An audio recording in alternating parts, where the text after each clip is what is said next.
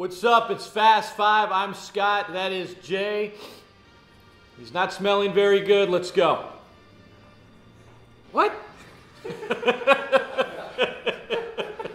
What does my fragrance have to do with this? Nothing. I'm trying to let everybody that watch it knows exactly what it's like to be standing right here. Just bring you deep inside Fast Five. I'm getting ready to. Yeah, you're getting ready to take a shower. Question number 1. Marshawn Lynch has shut down the production of his biopic. What current athlete would you want to see a biopic movie of? How about Brian Wilson, pitcher, thick beard? You want to go, he comes from a military family, interesting childhood, played at LSU, grew up on the Northeast Coast, goes to the West Coast. A different guy. I don't want just, this guy overcame the odds and won. I want something with some sizzle, something fun. Give me Brian Wilson. Give me Hope Solo. You can go ahead, you can watch her drink too much, you can watch her take her nephew and smash his face into the pavement. God. Now, what would be, come on, what would be, it'd be like a train wreck everybody would want to watch. I've lost all hope. Question number 2.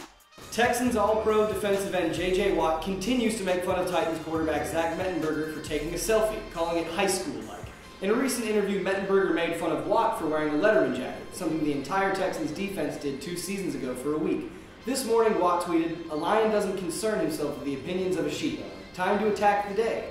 This entire feud is blank." Cute. I mean, it's just cute. But I will say this. Zach Mettenberger better hope that when they play the Texans, that he's the second-string quarterback.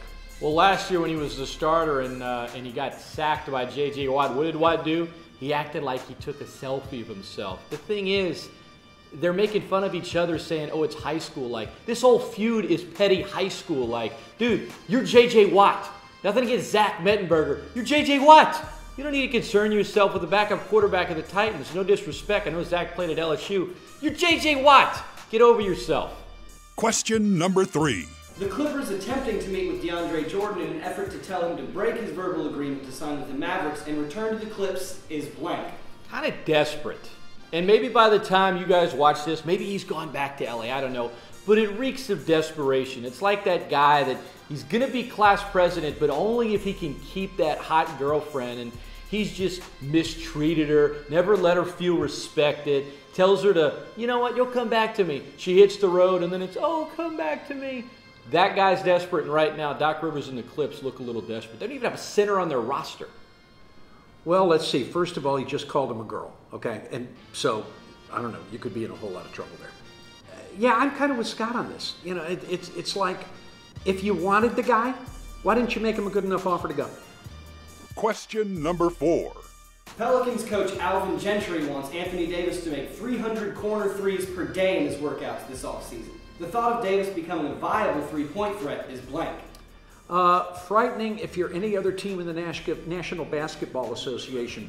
And if you're the Pelicans, you can get ready to start questioning whether LeBron James is the best player in basketball or not. Makes me a little nervous, to be honest with you. I've seen power forwards that, fall in love with the three, and then, so much of what AD does, think about all the buckets he gets crashing the boards, after one of the guards penetrates and goes inside. So many put-back dunks.